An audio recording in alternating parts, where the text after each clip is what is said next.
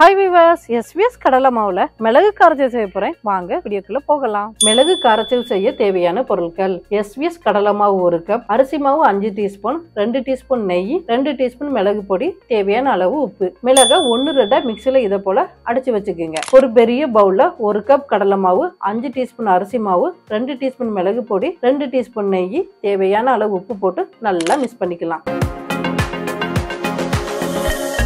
இப்போ கொஞ்சம் கொஞ்சமா தண்ணி விட்டு சப்பாத்தி மாவு பதத்துக்கு நல்லா பிணைஞ்சுக்கணும். இதுதான் பதம்.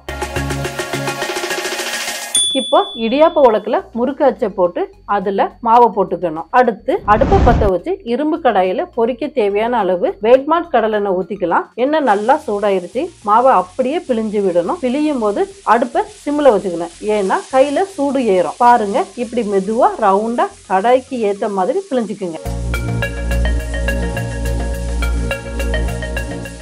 ஒரு நிமிஷம் கழிச்சு மெல்லமா திருப்பி விடுங்க.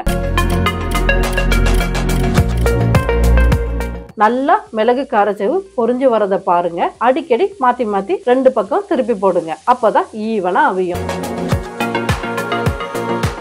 3 நிமிஷம் வேக டைம் எடுக்கும். பாருங்க, மஞ்சள் கலர்ல சேஞ்ச் ஆயிடுச்சு. இப்படி மாறினது எண்ணெயை வடிய விட்டு எடுத்துக்கலாம்.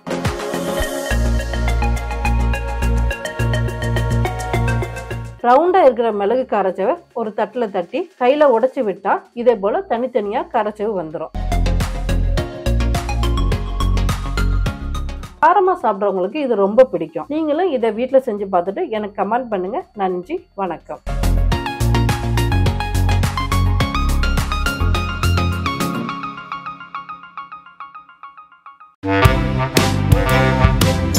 SBS இல் செய்த பலகாரம்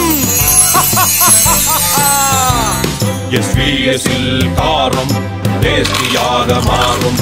அர்மாத்தரத்தில் இருக்கும், அதுவே எனக்கு பிடிக்கும்.